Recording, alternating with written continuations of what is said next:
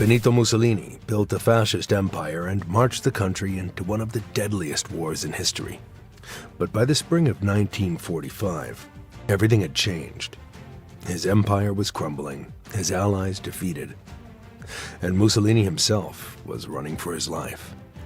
In just a few days, his world would end in a brutal way. What happened in those final moments shaped Italy's future forever. Just a few years earlier, Mussolini had controlled all of Italy with an iron grip. Now his fascist republic in the north, set up in 1943 with help from Nazi Germany, was falling apart fast. The Allies were moving up from the south, and Italian partisans were taking back control of towns and cities across the north. Mussolini had lost not only his power, but also the support of his own people. Many Italians now blamed him for years of war, destruction, and humiliation. Mussolini was 61 years old. His health had declined, and he looked much older than before. His voice had lost the energy it once had. His face was pale and tired. On April 25, 1945, Mussolini was in Milan. He met with a few remaining supporters and military officers. Some urged him to make a final stand and fight, but Mussolini knew the situation was hopeless. German troops were retreating, and Adolf Hitler was trapped in his Berlin bunker. Mussolini understood that the end had come. He refused to surrender to the partisans because he feared torture or a public trial. He also didn't want to fall into Allied hands where he might be used as a political tool. So he made a last-minute decision to escape. He hoped to reach Switzerland, which had remained neutral during the war. There he believed he could negotiate asylum or even find a route to Franco's Spain, which was still under a friendly fascist regime. He didn't want to live the rest of his life in exile, but at this point, survival was the only goal. He left Milan in a convoy of cars with his longtime lover Carlo Petacci and a small group of loyal fascists. Among them were ministers, soldiers, and officials who had stayed by his side despite the collapse of the regime. Clara refused to leave Mussolini, even when she had the chance to escape separately. She wanted to be with him no matter what happened. The roads were full of danger. Partisan roadblocks had been set up everywhere in northern Italy. Towns like Como, Lecco, Dongo were already under partisan control or being surrounded. German soldiers who had once guarded the area were retreating in large numbers. Mussolini decided to travel with the retreating German convoy, hoping he could hide among them. The convoy was made up of trucks and vehicles carrying soldiers from the German 52nd Anti-Aircraft Division. These troops were trying to flee Italy and reach Germany through Switzerland or Austria. Mussolini believed that hiding among them was his only real chance to get out alive. It was a long shot, but he had no better option. To avoid being recognized, Mussolini put on a German Luftwaffe greatcoat and steel helmet. His fascist uniform, which once showed off his rank and pride, was now hidden under military gear that didn't belong to him. He climbed into the back of a truck with other German soldiers, kept his head down, and remained silent. He even carried fake documents that identified him as a low-ranking German soldier. Clara Petacci, who refused to leave his side, was also in the convoy, riding in another vehicle. Several high-ranking fascists, including ministers and bodyguards, were traveling with them too, hoping they could escape together. But they were all headed into a region full of danger. Lake Como and the surrounding villages were now under the watch of partisan fighters who were stopping every suspicious vehicle. On the morning of April 27th, the convoy reached the small lakeside village of Dongo, not far from the Swiss border. A group of armed Italian partisans had set up a checkpoint at the entrance to the town. They were led by Pierluigi Bellini della Stella and Urbano Lazzaro, two young resistance leaders in their 20s. Their mission was to stop escaping fascists, capture them, and make sure they never got away. As the trucks rolled into the village, the partisans stopped each one and began checking the passengers. They ordered the soldiers to get out of the vehicles one by one. The Germans, knowing the war was over for them, mostly cooperated. But then they noticed one soldier didn't quite fit in. The man looked older than the others. He was quiet, tense, and clearly uncomfortable. When asked to speak, he said nothing. He didn't speak German, and his Italian accent was impossible to hide. One of the partisans, Bellini della Stella, became suspicious. The man's face looked familiar. He stared at him, trying to make the connection. Finally, after checking the documents and taking a closer look at his face, they realized who he was. The soldier in disguise was Benito Mussolini. There was no fight. He didn't resist. He was pale, silent, and completely defeated. The partisans immediately arrested him. Clara Petacci was also captured, along with several other high-ranking fascists. They were taken into custody on the spot in Dongo. The partisans knew they had made a major breakthrough. This wasn't just another fascist officer. To many Italians, he was the reason for years of violence, bombings, hunger, and loss. The partisans didn't want to keep him in Dongo for too long. They feared that word of his capture might spread, and if that happened, loyal fascist forces or even some German units might still try to free him. Though the German army was collapsing, there were still dangerous elements in northern Italy. They decided to move quickly and quietly. Mussolini, along with Clara Petacci, was taken under guard to a small house in the nearby town of Mazzegra. It was a quiet, remote place on the western shore of Lake Como. The house belonged to the De Maria family, and it was being used as a temporary holding spot for the prisoners. Armed partisans stood outside, keeping watch day and night. Inside, Mussolini and Clara were kept separated from the others and were given basic food and water. The leaders of the resistance movement met to decide what to do next. The National Liberation Committee for Northern Italy was based in Milan. It was made up of representatives from different anti-fascist political groups, communists, socialists, Catholics, and Democrats, who had joined forces to fight Mussolini's regime and end the war. Some members of the resistance believed that Mussolini should be given a public trial. They thought it was important to let the world see him answer for his actions. The invasion of Ethiopia, the alliance with Hitler, the racial laws against Jews, and the many Italians imprisoned, tortured, or killed under his rule. A trial would also show that Italy was now moving toward democracy and justice. But others disagreed. They feared that a trial would take too long. There were still German troops nearby, and fascist supporters were scattered across the region. If word of Mussolini's location got out, there was a real chance that someone would try to rescue him. The partisans didn't want to take that risk. They had been fighting and dying for years. There was also another reason. The war was ending, and the Allies were arriving fast. If Mussolini were handed over to the Allies, he might get special treatment. He might claim he was just following Hitler's orders. He might even use the trial to spread fascist ideas again. Partisans didn't want to take that chance. By the morning of April 28, 1945, the decision had already been made at the highest level of the Italian resistance. Benito Mussolini was not going to face a courtroom or be handed over to the Allies. He was going to be executed. Quietly, quickly, and without delay. The man chosen to carry out the mission was Walter Aldisio, a member of the Italian Communist Party and a respected partisan fighter. At that time, he was known only by his false name, Colonel Valerio. This secret identity helped keep his role hidden, both from enemy forces and from anyone who might try to stop the plan. Aldisio had been active in the resistance for years and was trusted by the National Liberation Committee. He was not working alone. With him were Albo Lampredi and Michel Moretti, two other experienced partisans who were familiar with the area and the risks.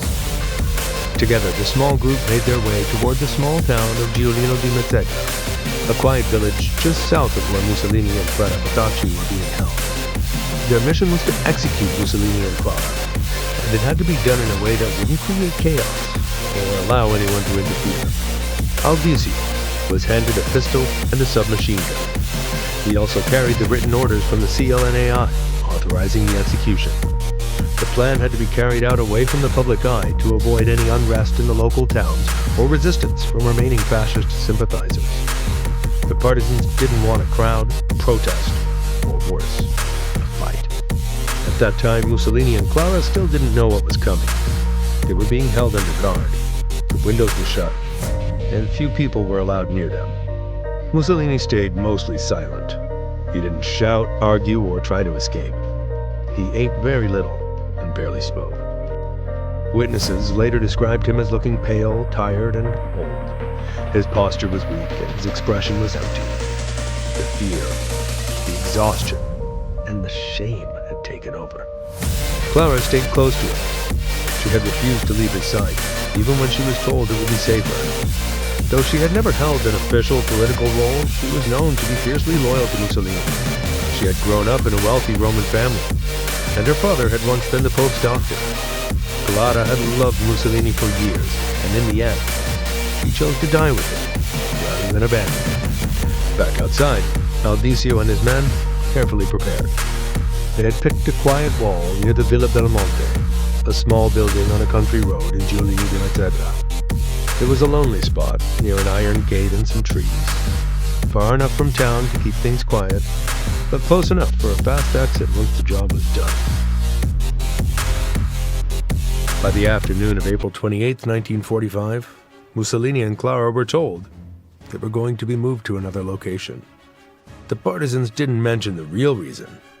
They just said it was a transfer, and the two followed without resistance. A black Alfa Romeo 6C was brought for the task. It was a sleek, quiet vehicle that wouldn't draw too much attention. Driving the car were Walter Aldicio and Aldo Lampredi. Both men were armed and focused. Mussolini climbed into the car quietly. Clara followed close behind him. There was no screaming, no running, no attempt to escape. Both seemed to know that something was not right, but neither fought it.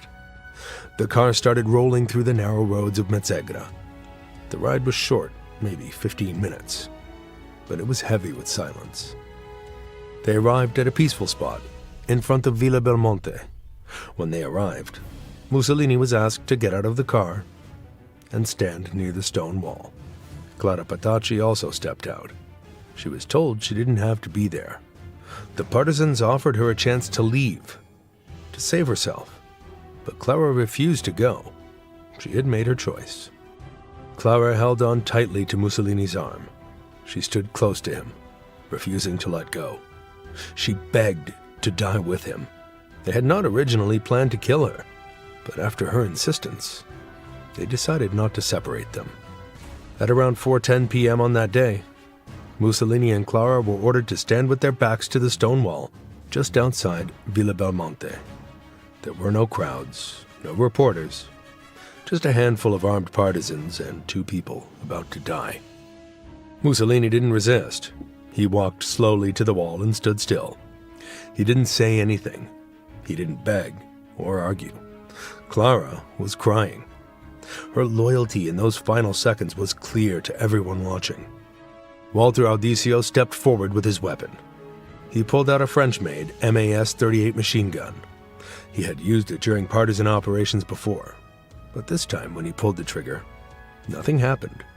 The gun jammed. There was a moment of confusion. Aldicio was frustrated, but didn't hesitate. He reached for another weapon, a Beretta pistol, more reliable and ready to fire. Without any formal words, without warning, he raised the pistol and pulled the trigger. Mussolini was hit directly in the chest. The bullet tore through him, and he collapsed immediately. He didn't scream, and died right there against the wall. Clara, still clinging to his side, was shot moments later. She was gunned down and fell beside him, her body landing just inches away from his. Both of them died instantly. There was no last speech, no final message to the world, just the sound of gunfire echoing across the quiet streets of Giulino di Mazzegra. The partisans didn't celebrate. They knew what they had done and why, but it wasn't a moment of happiness. It was the end of a dark chapter. During all of this, something else was happening back in Dongo. The partisans weren't only after Mussolini. They also had more than a dozen top fascist officials in their hands. These were men who had stood by Mussolini until the very end. Now they were facing the consequences. On that same day, on April 28th, 15 high-ranking fascists who had been captured from the German convoy were lined up and shot in the main square of Dongo. Among those executed was Alessandro Pavolini, the leader of the Black Shirts, Italy's fascist paramilitary forces. He had helped organize violence against anti-fascists, Jews, and political enemies for years. Even after Mussolini lost power in 1943, Pavolini stayed loyal and played a key role in the puppet Italian Socialist Republic set up by the Nazis in northern Italy. He was a powerful symbol of the fascist hardliners. Another well-known name was Achille Starace, one of Mussolini's oldest allies. Starace had been a major propaganda figure and once led the National Fascist Party. By the time of his capture, he was no longer important politically, but he was still seen as a symbol of the old regime. He had spent years helping Mussolini spread fascist ideas and tighten control over Italy. The executions weren't done in secret. Many local villagers came out to watch. Italy had suffered under fascism for over 2 decades, and people were angry. Some villagers even shouted at the fascists as they were led to their deaths. After they were shot, the bodies were left on display for a while. A few were later thrown into Lake Como, their corpses sinking into the deep water. By the evening of April 28th, the Italian Social Republic was finished.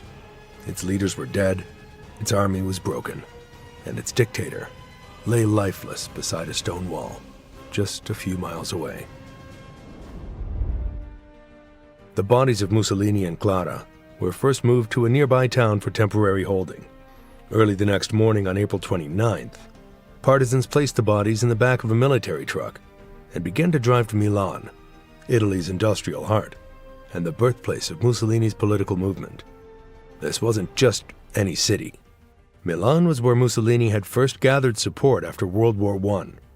In 1919, he launched the Fasci di Combattimento, the group that eventually became the National Fascist Party. By 1922, he had used this movement to march on Rome and seize control of the Italian government. But Milan was also a city that had suffered under fascist rule. Resistance groups had been active there, and the population had faced brutal repression.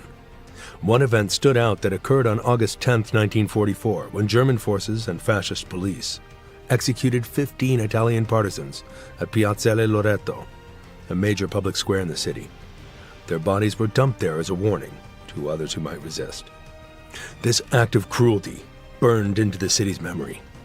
So when the partisans brought Mussolini's corpse to Milan, they chose Piazzale Loreto on purpose. It was revenge, both symbolic and direct. When the truck arrived and unloaded the bodies of Mussolini, Clara, and several top fascists, people in the city quickly heard the news. Within hours, a large, angry crowd gathered in the square. Many had lost family members in the war, suffered under fascist laws, or lived in fear during Mussolini's dictatorship. People shouted at the bodies. Some spat on them, others kicked them or threw stones. Women screamed, men cursed. It was an explosion of rage that had been building for years. To make a final statement, the partisans hoisted Mussolini, Clara Petacci, and a few of the executed fascists upside down from the roof of a gas station in the same square. It was a small, steel-framed Esso gas station at the edge of Piazzale Loreto. The bodies were tied by their ankles and left hanging, swinging slightly above the crowd. This was not just to humiliate Mussolini. It was also a grim reference to how his regime had displayed the bodies of resistance fighters in public, like trophies or warnings. Now he was the one on display. Clara's body was hung beside his, along with Alessandro Pavolini and others from the Dongo executions. Blood dripped onto the pavement below. Some members of the crowd threw more objects at the bodies. A few even shot at them. Photos were taken from every angle. Journalists, partisans, and regular citizens all captured the moment. These images were soon printed in newspapers across Italy, and then around the world. After the public display, the bodies were taken to the Institute of Legal Medicine at the University of Milan for an official autopsy. The goal was to document the cause of death, confirm the identity, and create a formal medical record. The examination was led by Dr. Mario Marchesi, a respected pathologist. On April 30th, 1945, he carefully examined Mussolini's remains. His report confirmed that Mussolini had been executed by gunfire. Marchesi counted 9 bullet wounds on Mussolini's body. A fatal shot had entered the chest and exited through the back, destroying vital organs. Some of the other shots struck his abdomen, neck, and legs, likely fired after he had already collapsed. Clara's body was also examined. She had been hit by several bullets as well, mostly in the lower body and chest. The wounds on both showed they had been fired upon at close range, consistent with a summary execution rather than a shootout or struggle. After the autopsy, Italian authorities faced a serious problem. They feared that any grave, marked or unmarked, could become a symbolic site for fascist loyalists. Even in defeat, Mussolini still had followers. If his burial site became known, it could turn into a place of pilgrimage or even a rallying point for future fascist movement. To prevent this, officials decided to bury his body in secret. On May 1st, 1945, under heavy guard, Mussolini's corpse was placed in a plain wooden coffin and quietly buried in the Musoccio Cemetery, a large municipal graveyard in Milan. The grave had no headstone, no name, and no markers of any kind. It was simply one among thousands of anonymous plots. Only a small number of people knew the exact location. Even most government workers and police officers were kept in the dark. Clara was later buried in a family tomb in Rome. But the story didn't end there. Almost a year later, on April 23, 1946, a group of fascist loyalists broke into the cemetery and stole the remains. The man who led this bold act was Domenico Laccisi, a young fascist sympathizer and journalist. Laccisi and his group wanted to protect Mussolini's body from being forgotten and turned into a symbol for the fascist cause, which still had some supporters despite the regime's collapse.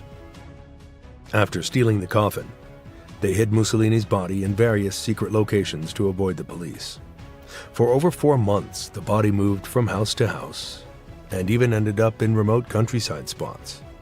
This created a tense manhunt as the Italian police and government searched for the stolen remains. Finally, in August 1946, the authorities discovered Mussolini's body hidden in a monastery near Milan. The monastery belonged to the Franciscan friars, who had no idea the body was concealed there until the police came. Once recovered, the government took back custody of the remains. However, even after the recovery, the government was still very cautious. They feared that publicly displaying or burying Mussolini's body in a known place could ignite unrest or give rise to fascist movements again. For more than a decade, his remains stayed in secure government custody, with strict secrecy around where exactly he was kept. It wasn't until 1957, 12 years after Mussolini's death, that his body was finally returned to his family. The Italian government allowed the remains to be buried in Mussolini's hometown of Predappio, a small town in the Emilia-Romagna region. The burial took place in the San Cassiano Cemetery on April 16, 1957. Mussolini's tomb was built like a small chapel, simple but solid. The tomb is located close to the family home where Mussolini was born in 1883. Over the years, the tomb became a place of pilgrimage for both ordinary visitors curious about history and for fascist supporters who continued to admire Mussolini. It remains a place of controversy in Italy. Every year, some people bring flowers or fascist symbols, while others come to protest or remember the victims of fascism. The town of Predappio, because of Mussolini's grave, has become closely linked to his legacy, drawing thousands of visitors who want to see the final resting place of Italy's most infamous dictator.